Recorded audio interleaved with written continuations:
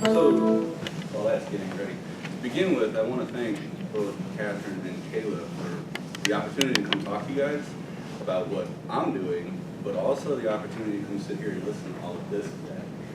What I'm doing sometimes feels a little narrow focused, and I know there's more. So it's been really interesting to me to hear about all the other pieces that are going on, that are eventually going to fall under this giant umbrella we're trying to build to some degree.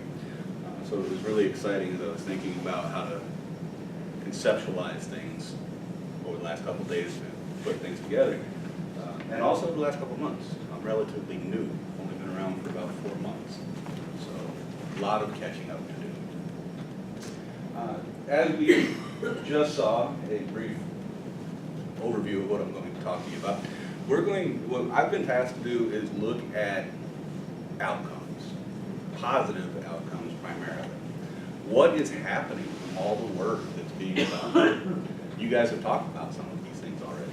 So what we're looking to do is bring in bigger data that complements what you guys are already showing with these much more focused individual one-on-one experiences, these smaller programmatic gains that we're seeing, and trying to tie in this huge project with just an overload of evidence, both at the individual level, the school level, the student level, the family level, the community level, that this program is helping make things better. I can click. Okay, perfect. Bing. So broad objectives, you guys have touched on all of these today, which is kind of nice that I was going last.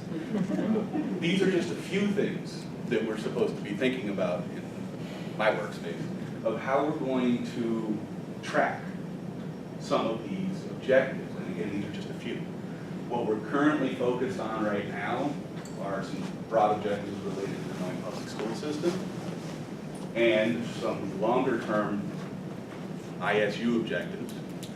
Primarily the only reason we're focused on those right now is because the data are there for the EMPS stuff, and we're building a relationship to get those data set up. So we're excited about hopefully next time there's a conference we'll be able to show you some real data that I won't be able to show today. But we're certainly considering all of these types of objectives and outcomes across different focal points. The students themselves, their parents, their families. Somebody mentioned older siblings. Is it changing their attitudes?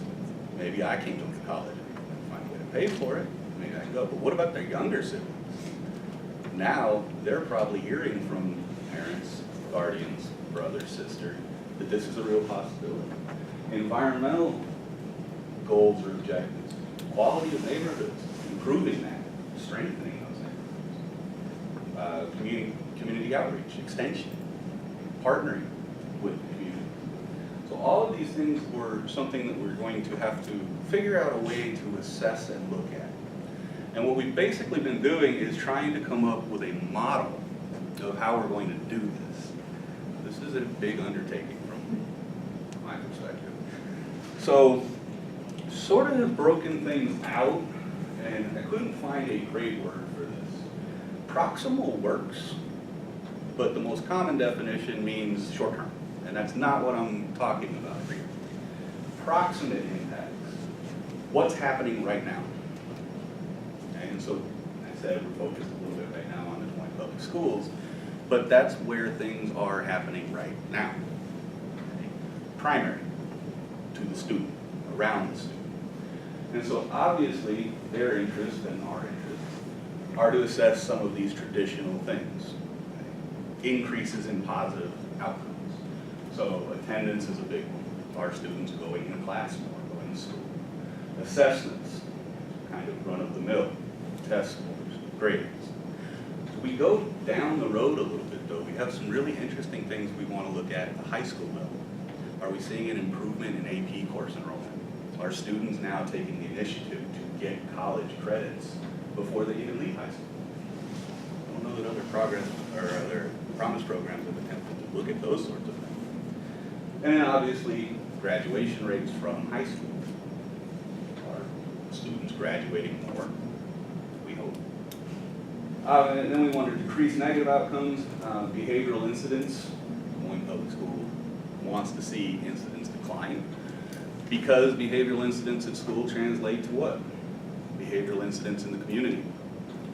And that becomes a barrier, potentially, to go to college if you're in legal trouble. And so what we're trying to see is, does this now get kids focused in on going to school, developing? And then mobility is an interesting one. Obviously, these are high mobility areas historically. And so it's a negative outcome that they keep fleeing. Trying to see what we can do to assess, are people staying more? And realistically, I'm trying to see if it's not just the students and their families that are staying more. Is it the rest of the larger neighborhood that's staying more, that may not have any children? Are they becoming less likely to transient out a particular area? So our proximal impacts. I view this as a cascading process. That's how I'm envisioning it. What's happening now is setting the stage for what's going to happen in 3 years. What happens in those 3 years is going to set the stage for what happens in 5 years. What happens in 5 years is going to set the stage for the next 10 years. And thinking about this is, here's where we are approximately now. Where do we want to be subsequently to that proximal position?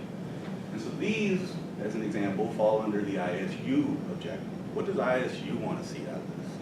We've talked a lot about increases in application rates, increases in admissions, retaining students, progressing them, graduating, placing them in jobs.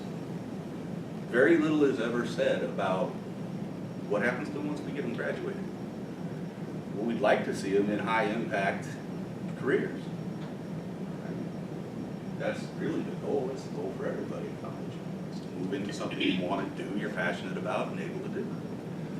So these subsequent impacts are the model that we're trying to build. How do we go from where we're at now to imagining what data are going to look like in 5 or 6 years? What's going to be available? How are we going to use it? So we faced a couple challenges in the design of our plan so far.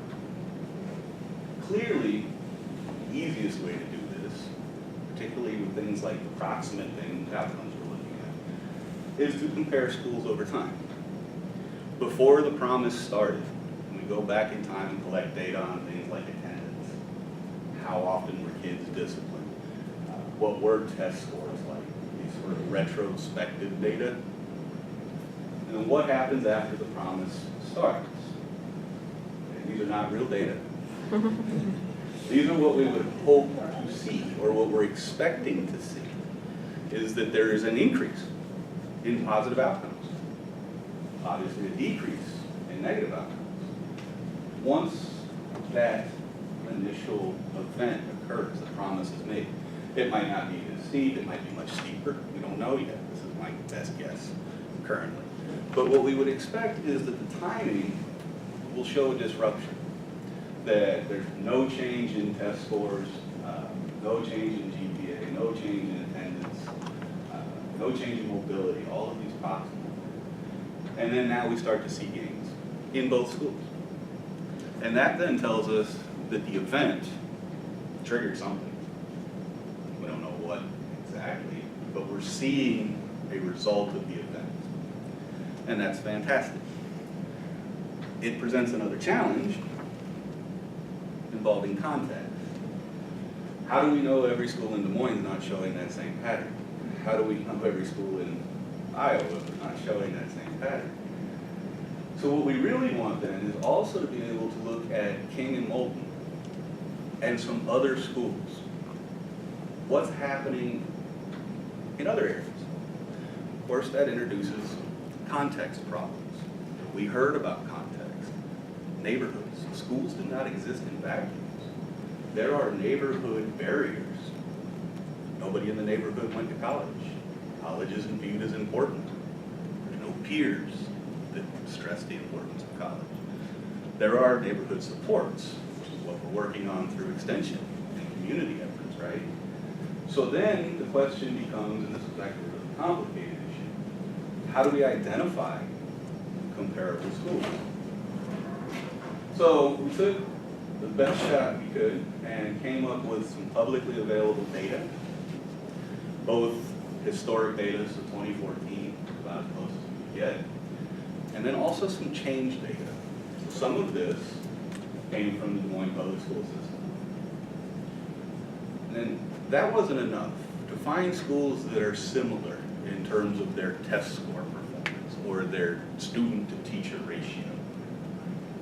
What about the neighborhood that school's in? Unfortunately, there isn't a great database of neighborhood experiential information. About the best that we've come up with so far is to rely on the Census Bureau. So the American Community Survey tracks a number of things: mobility, housing, jobs, education, socioeconomic characteristics of neighborhoods. You can get it actually down to a group of blocks. And so took a catchment area for each of these schools, all of them, Des Moines, all 36 elementary schools, and compared on a number of indicators. So we had composition of the school, characteristics of the teachers. Are teachers rolling over faster in King and Moulton than they are in other schools? Are there a lot of new teachers in certain schools trying to match on that characteristic? Obviously, if there's high energy, gung-ho folks brand new to the field ready to go, and another school has as gung-ho and ready to go, that presents a challenge. The other interesting thing regarding schools is we were able to get change information. How fast are the composition of the schools changing? Which way are they going? That's what I'll talk about on the plot. Settings, again, we were able to go over time. So the ACS data is collected every year, and they give 3 to 5 year estimates. The stuff we were really interested in was 5 years.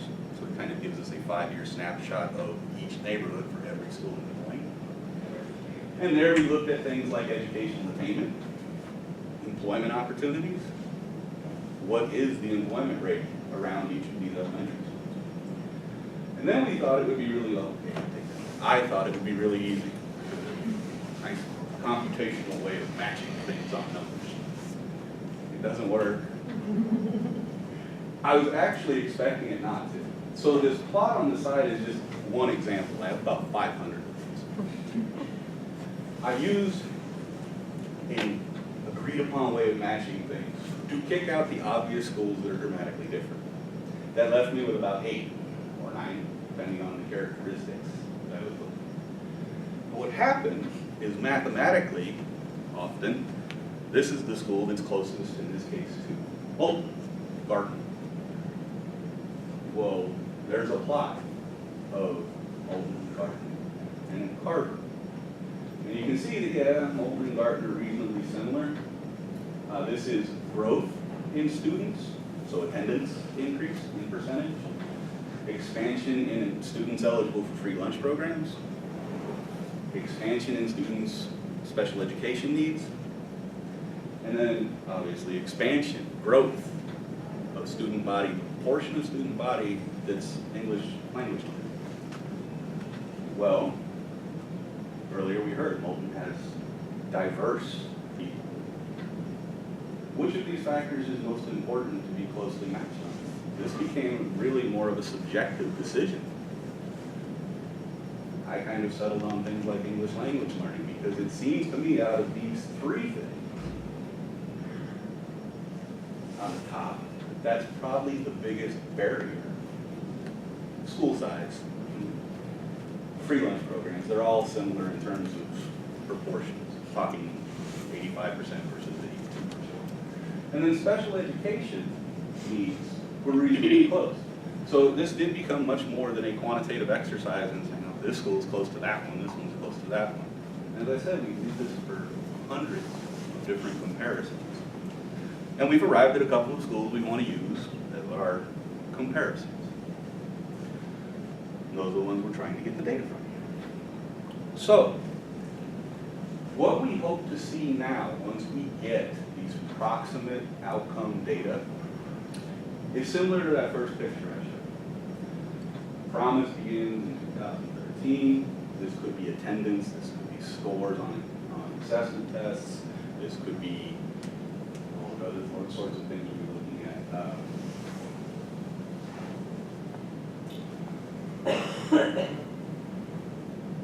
We could have, well, if we flipped it, it would be behavioral incidents or lack of behavioral incidents. Basically, what we're hoping to see is that we have this flatline trajectory up until the promise occurred. And then what we see is an increase across schools. That King and Moulton, green line, are showing gains. Interestingly, most people would have drawn this picture with a continued flat line. Okay. Non-promise schools we're comparing to. We shouldn't see any increase in anything. Probably the optimist in me, but I would like to see the schools that we're not doing anything with also get better over time. Realize these schools that we're comparing to are geographically proximate. I assume some of the students at King and Moulton know some of the students that we're comparing to. So what we're really hoping, I'm hoping to see, is a general increase in positive outcomes, a general reduction in positive outcomes, or negative outcomes, that is tied to this event. But that the schools where King, or where Promise is involved in, are just a little bit elevated over the other two schools. That's what we'd like to see. Growth for everybody, slightly higher growth for Promise. That's what we're hoping for now. Down the road, moving forward, this is what we're hoping to see in about 5 years, 6 years. These could be application rates, acceptance rates, graduation rates from college, job placement rates. Again, everybody tracking up. Non-promise schools getting better too, but the promise schools showing an incremental gain over those schools. And that then continues on. And so this general model of how we want to look at both within school over time changes and across school between school changes is sort of framing how we're looking at assessing outcomes, impacts, positive occurrences across all of these broad domains. And then, what happens after this point? That's the next step that we're already thinking about. How can we keep tracking career placement, career trajectories, returning to the communities, these same sorts of things? How long of an effect are we instilling through the promise? Lifelong? It would be nice to be able to track those data and see that. So it's a formative plan. We still suspect we're going to run into some barriers we didn't think about and some support systems that are in place that we didn't think about. Heard a few things today that I'm curious about. It's an ambitious plan. This is going to be a huge amount of data. But I think we have an opportunity to learn some very interesting things that, paired with all of the other work that's going on, set up a really nice package for how well this is impacting the lives of the people who are involved. Hopefully next year I'll have real data.